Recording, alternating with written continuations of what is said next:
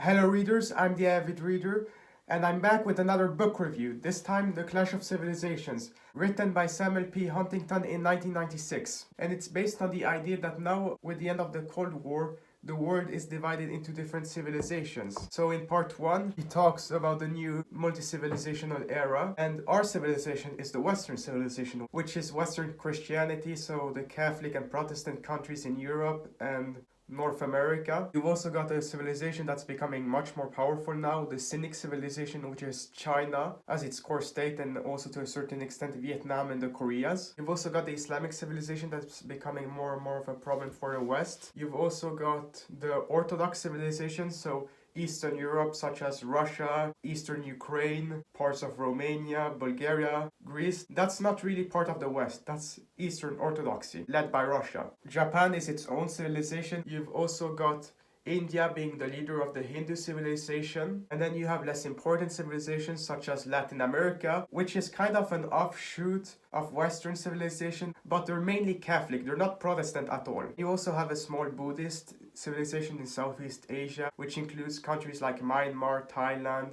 Cambodia, Laos. And finally, you have a so-called African civilization. And it's not really clear if Africa is going to be part of a civilization led by South Africa or if it's its own thing. So in this book, he mainly focuses on Western civilization, Cynic civilization, and Islamic civilization. And he believes that this multi-civilizational approach is the best predictor of the future. So one point in this book is he talks about that modernization is not the same as westernization. So he claims that East Asia, it's modernizing, but it's not westernized, which I would say that's not really true.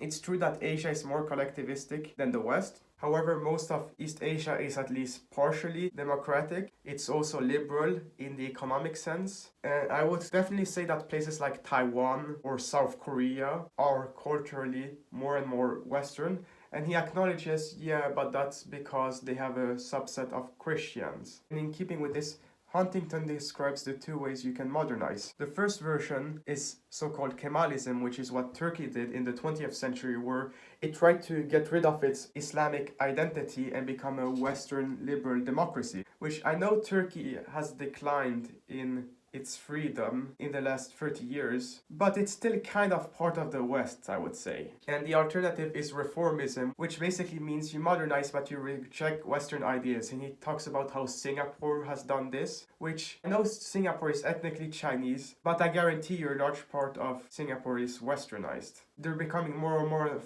an American ally. The second part is about the shifting balance. So he talks about the decline of Western dominance. So in the early 20th century, the West dominated with its colonial empires. So he kind of describes that the West controlled Africa, but I wouldn't classify Africa as Western at the time. Same thing with the Middle East or Asia. And he describes the decline of the West with the fact that a lot of countries have carried out indigenization. They are rejecting more and more English in India, for example, in favor of their minority languages. He talks about, you might have new forms of English that kind of become their own languages in different African and Asian countries. And he also talks about the resurgence of religion. Statistically, it's written that 20% of the world is non-religious. The thing is, that's mainly Chinese people during the communist era switching their religion. But there's still Confucian, so Cynic society is so-called Confucian. And of course, the shifting balance is helped by the rising economic power of East Asia, the rising population of Muslims. But the thing is, economic growth has slowed down a lot in East Asia. Japan is not a competitor to the United States really in power anymore. They're a third of America's population. And the reason that they cannot develop too much anymore is because if you reject Western values, that inhibits development in a sense, because you need liberal democratic values to develop. That's why Japan or South Korea or Taiwan is much more developed than countries like Indonesia or Malaysia, because those countries that are more developed embraced Western values much more. The third part talks about the emerging order. Now, at the end of the Cold War, our economic, political, and military alliances are going to be based on these civilizational lines. So he thinks that the military alliance between the United States and Japan is declining, which it's resurging in recent years, actually. The thing with Huntington, and it's a decent book, he makes some predictions, and this is written in 1996, But 26 years later, we can see that a lot of it's not true. The West has not declined. He'd also talk about core versus coreless civilizations. So the West has two cores in France, Germany, and the United States. Orthodox society has the core in Russia. Sunni society is a core almost only China. But Islamist civilization does not have a core. You have competing power structures. So you have Pakistan, you have Indonesia, you have Turkey, you have Saudi Arabia, you have Iran, and you have Indonesia. And that's the explanation of Huntington of why they're so violent and so unstable. So he describes this thing of you have Greater China now as you have overseas Chinese populations now in Malaysia, in Thailand, in Indonesia, who control a large part of the economy. You have several Chinese states actually. So Singapore is majority Chinese, I believe, and Taiwan is a Chinese state. But the thing is, he believes that these countries will come closer and closer together. But Singapore has shifted towards the West more and more, while Taiwan is clearly a Western ally who hates China now. In political structure, they're polar opposites, China and Taiwan. Taiwan is basically a mix, for me, of Confucian and Western values, while Chinese society is a dictatorship based on nothing. It's based on raw power. He also describes the failure of so-called torn countries. So these are countries that changed their civilizational culture. And he also describes the several times that Russia tried to become a Western state and failed. But he describes Marxism as a Western ideology, and it's true that it was invented in the West. When I say Western, for me that's synonymous with liberal democratic values. Marxism is not that at all. Marxism has much more in common with the collectivism of Asia or the Islamic world or Africa. And he talks about how Mexico is kind of shifting to the West, away from Latin America, and it will probably not succeed, but it has a better chance of succeeding as more and more Latin American countries are become Protestant now. He believes that NAFTA and things like that will fail, which I don't think it has. They still have NAFTA today. But he describes that since the United States is becoming more and more Hispanic, it's possible. So you see, Huntington, he makes some wrong predictions in this book, but he still acknowledges different possibilities. He also talks about how NATO and the European Union will only expand into Western Christian countries, or at least do so first. Thing is, it's true that it expanded first to Western Christian states such as the Baltic states, the Visegrad countries, but there are several Eastern Orthodox countries that are members of both the EU and NATO. Albania, which is a Muslim country, I believe they're part of NATO now. And you have several Eastern Orthodox countries like Bulgaria, Romania, who are part of the EU. Ukraine today is clearly a Western state, although they're Eastern Orthodox. And it's true that they have their Unite Catholic minority, but it's a minority. I still think that most Eastern Orthodox Ukrainians have embraced the West overall. And he believes we need to acknowledge that Russia is the core Orthodox state, which no. The thing is, I know this is written in the 90s when Russia was still kind of democratic under Yeltsin, but Russia has become a much worse country under Putin. Ukraine, Bulgaria, Romania, they don't want to have anything to do with Russia. They've embraced the West. I think that you've had civilizational shifts in the sense that the West is expanding more and more eastward, slowly. In part 4, he talks about the clashes of civilizations, and he talks about the failure of Western civilization. You have the theory of liberal universalism. He rejects that fully, but he doesn't really understand what universalism is, I would say. He thinks that universalism basically claims that inherently the world accepts these liberal values, which no. Universalism is the concept that the best world is a world governed by liberal democratic values and that it will create prosperity and liberty. And we can see that clearly that countries in East Asia and in Africa who have embraced liberal democratic values are doing much better or much more stable than ones in the Middle East or in Africa who haven't done so. And he talks about that the Arab regimes are allied with the West, but it doesn't change the fact that they still implement a bunch of Islamic propaganda into their schools against the West and Israel. So some of these so-called Western governments in non-Western societies, they're not Western governments at all, they're just opportunists. He also talks about the failure of the West in limiting nuclear weapons proliferation, which I would kind of agree, yeah, they failed in that. He acknowledges that that's not necessarily a bad thing, which I would kind of agree with. I mean, they're equalizers in the sense that keep the world from escalating into a world war. And also the West's insistence on human rights and democracy hasn't worked, he claims. It hasn't worked because the West isn't consistent enough sometimes. He talks about these fault line conflicts you're gonna have between civilizations in countries. For example, the conflict in Africa of Christians and Muslims killing each other. He also talks about the realignment of different civilizations, so the Confucian Islamist alliance, which I grant it's a true thing. China and Pakistan are basically allies now. And then you have the swing civilizations, which they will align themselves with the West or China. That's, for example, Orthodox civilization, which they're not sure if they're going to with the West or the East. And we can see today that they've chosen the East, they've chosen China, not the West. Hindu and Japanese, they're kind of also neutral civilizations, swing civilizations. The Hindus are allied with the Russians historically, but because of Pakistan and China, they're tilting towards the West. And he describes that Japan is making a move towards Asia. It's true that it trades with Asia a lot, but it's still quite a lot a Western state, I would say. And also you have these tensions with immigration now, where in Europe you have the thing of Muslims immigrating to Europe and creating tensions between the locals and Muslims. And then in the United States, it's not as big of a problem as it's Hispanics immigrating to the US, primarily from Mexico. These are Catholics who speak Spanish, so they're different from the West, who speak, for example, English and are maybe Protestant, but it's quite similar still, while in Europe, it's Western Christianity in contrast to Islam, which are polar opposites culturally today in practice. It also talks about the couple transitions wars you had before the cultural wars. The Soviet invasion of Afghanistan is so-called transition war because the West backed Afghanistan. The Muslim world viewed the war in Afghanistan as a jihad against Christianity. And then in the Gulf War, when the West retaliated against Saddam Hussein's Iraq because he invaded Kuwait, basically the Muslim populations of these different countries, not necessarily the governments themselves, sided with Saddam Hussein against the West. Oh, that Saddam Hussein, he's a bad guy,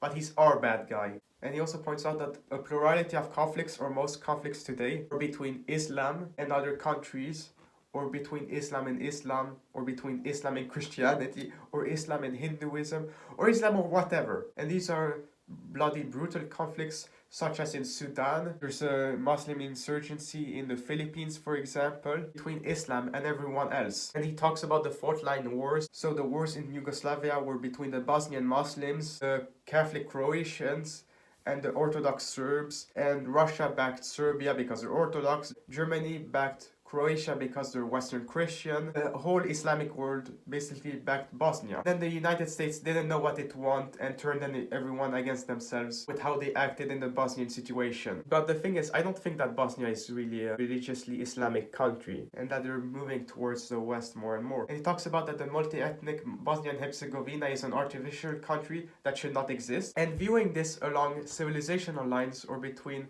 religious lines, it's not really correct. And I know this is written in 1996, so we couldn't have known this, but 3 years later, the West backed Muslim Kosovo, who are Albanian, to secede from Serbia, which is Orthodox. In the Balkans, you have an alignment on one side, and he doesn't really understand this, with the Catholics and Muslims against the Orthodox. And even that is decreasing today as the whole Balkans is slowly integrating into the West, away from Russia. And you also had Russia's intervention in Tajikistan in the 90s to prevent the Islamic insurgents to get control of the country. So that's a so-called civilizational war between the Orthodox Russia and the Muslim Tajiks. You had the conflict in Nagorno-Karabakh between the Christian Armenians and the Muslim Azeris, who are Turks. I've analyzed the Nagorno-Karabakh conflict a lot. It's not really a thing along religious line, that conflict. It's more a conflict along ethnic lines between Turks, which are backed by Turkey, Azeris,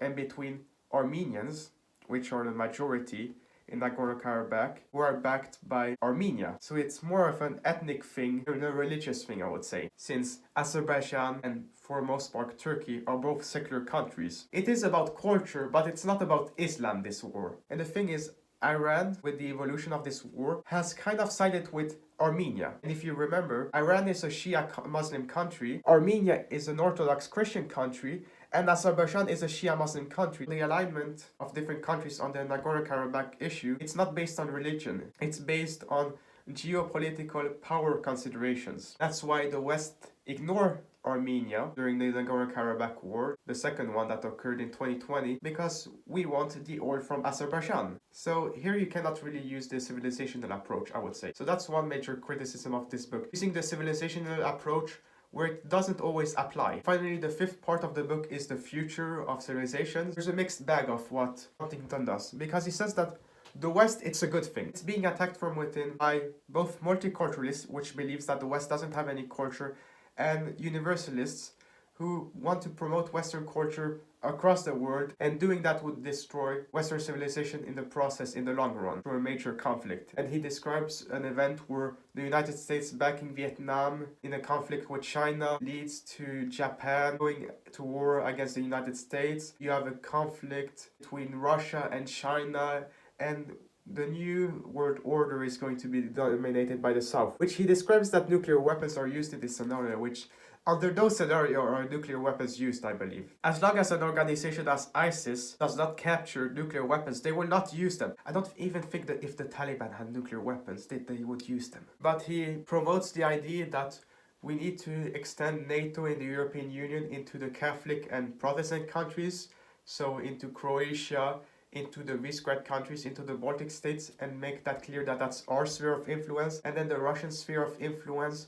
should be the Orthodox countries, so such as Greece and a part of the Balkans, it's Orthodox, and that we should drop Greece and Turkey, as these are two countries who hate each other and that neither of which are really part of the West, which they kind of are still. The most important thing with this book is to avoid a war between civilizations. So he doesn't want to have a war between the United States and Russia, or a war between China and the United States. So the book is written to understand other cultures, other civilizations, which I understand them better now. I still reject the idea that they haven't embraced at least some part of Western culture. And he describes how Latin America, a shift to the West, and that we should embrace that. He believes that we should not intervene in wars within civilizations. So if China and Vietnam have a problem, not our problem. And his final point is, all civilizations have one civilizational commonality of some things, such as murder is wrong, lying is wrong, theft is wrong. So we should emphasize that we have some commonalities and respect each other's cultures. How would I rate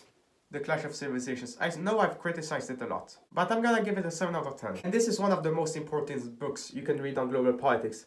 You don't have to agree with all of it, but there's still a major part of it that's correct. Islam is a threat to the West, clearly. They're not that much of a threat since we are much stronger than them. And China has become a threat to the West more and more clearly with how they've been acting in recent years. It's failed to predict here, for example, that the West and Russia have a major problem today. I mean, Russia is attacking Ukraine now. West is backing Ukraine. Most Ukrainian Orthodox are siding with the West and not Russia. So the civilizational approach in Europe is not valid. And a lot of things you could view through a realist or liberal lens in geopolitics. So overall, it's a decent book. You should definitely read it. But of course, the main problems with this book is that it rejects the morality of liberal universalism. It rejects the primacy of market economics. It is necessary for full modernization to embrace liberal democratic and market principles. Also fails to understand that in the future, and we've seen this now, that Islamic countries are reforming to become more and more Western. Jordan is much more a Western country today than it was 30 years ago. Saudi Arabia has improved on women's rights. Oh yeah, and that's another thing. The reason that Western civilization is superior and that it's universal in liberal principles is, for example, that women's rights are rights for all women, but Islam rejects that. So that's why we need Western ideology in the Islamic world, because otherwise you have half the population that's treated horribly. And liberal principles are in practice the only principle that can unite everyone, that can stop us from killing each other, since a market economy and individualism are the two main contributors of peace. That's why you have the democratic peace thesis. That's why Germany and France don't go to war with each other. So he's partially a cultural relativist. He still acknowledges that we need to support our own Western culture in the West. So overall, a 7 out of 10. Definitely read this book. It's one of the most important things you will ever read on geopolitics. It has a lot of positives, but it also has some flaws. So 7 out of 10. You did a decent job, Samuel P. Huntington. If The Clash of Civilizations spawned your interest in geopolitics, definitely recommend you to read The Opposite View on Geopolitics with the Future of the World, The End of History, and The Last Man. I've done a review of this book, so I definitely recommend you to check this out. This has been the Avid Reader reviewing books, and I will see you next time.